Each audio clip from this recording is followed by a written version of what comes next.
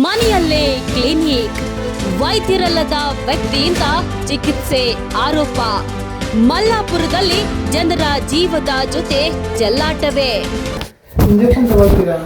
Injection ಯಾವ್ದು ಹಾಕ್ತೀರಾ sir? Injection ತೊಗೊಂಡಿಲ್ಲ, ಅದು ಕಮ್ಮಿ ಆಗತ್ತಾ ಪೈನು? ಇಲ್ಲಾಂದ್ರೆ ಒಂದೆರಡು DSR ಮಾತ್ರೆ ಬರ್ಕೊಡ್ತೀನಿ, ಆನ್ ದ ವೇ ಸೊಳಂಗಲ್ಲಿ ತಗೊಳ್ತೀರಾ?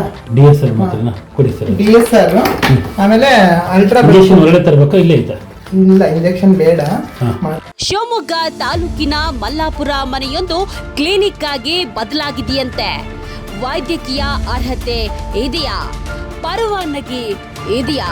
ಇಲ್ಲದಿದ್ರೆ ಜನರ ಆರೋಗ್ಯದ ಜೊತೆ ಆಟವಾಡಲಾಗ್ತಾ ಇದೆಯಾ? ಇದು ಸಾಮಾನ್ಯ ಆರೋಪವಲ್ಲ. KA ಬೀಟ್ ನ್ಯೂಸ್ ನಡೆಸಿದ ರಹಸ್ಯ ಕಾರ್ಯಾಚರಣೆಯಲ್ಲಿ ಅಬ್ಬಾಸ್ ಎಂಬ ವ್ಯಕ್ತಿ ಮನೆಯಲ್ಲಿ ರೋಗಿಗಳಿಗೆ ಚಿಕಿತ್ಸೆ ನೀಡ್ತಾ ಇರುವ ದೃಶ್ಯಗಳು ಸೆರೆಯಾಗಿವೆ ಎನ್ನಲಾಗಿದೆ. ಮನೆಯೊಳಗೆ ಔಷಧಿಗಳು, ವೈದ್ಯಕೀಯ ಉಪಕರಣಗಳು, ರೋಗಿಗಳಿಗೆ ಚಿಕಿತ್ಸೆ. ಆದ್ರೆ ಚಿಕಿತ್ಸೆ ನೀಡ್ತಾ ಇರುವ ವ್ಯಕ್ತಿಯ ಯಾರು ನಿಮಗೆ ಇದೆಲ್ಲ ಪರ್ಮಿಷನ್ ಕೊಟ್ಟರು? ಯಾರು ಪರ್ಮಿಷನ್ ಕೊಟ್ಟರು ನಿಮಗೆ ಇದನ್ನೆಲ್ಲ?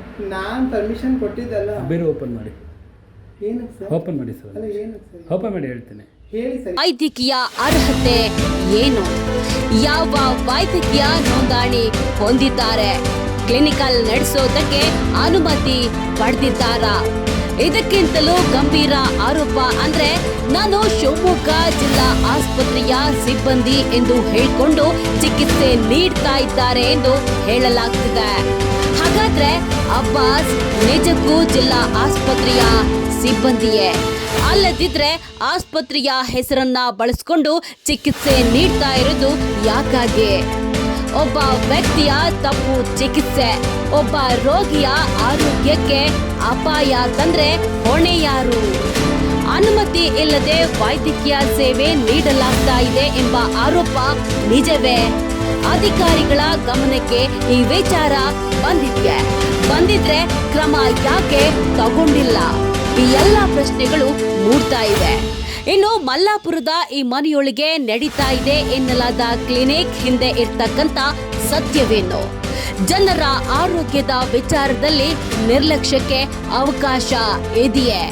ಅಥವಾ ನಿಯಮ ಉಲ್ಲಂಘನೆ ಕಂಡು ಬಂದ್ರೆ ಕಾನೂನು ಕ್ರಮ ಕೈಗೊಳ್ಳಲಾಗ್ತಿದೆಯೇ? ಈ ಆರೋಪಗಳ ಸತ್ಯತೆ ತನಿಖೆಯಿಂದಲೇ ಹೊರಬರಬೇಕಾಗಿದೆ. ಮಲ್ಲಾಪುರದ ರಹಸ್ಯ ಕ್ಲಿನಿಕ್ ಪ್ರಕರಣ ಆರೋಗ್ಯ ಇಲಾಖೆಯ ಮುಂದಿರುವ ದೊಡ್ಡ ಪ್ರಶ್ನೆ.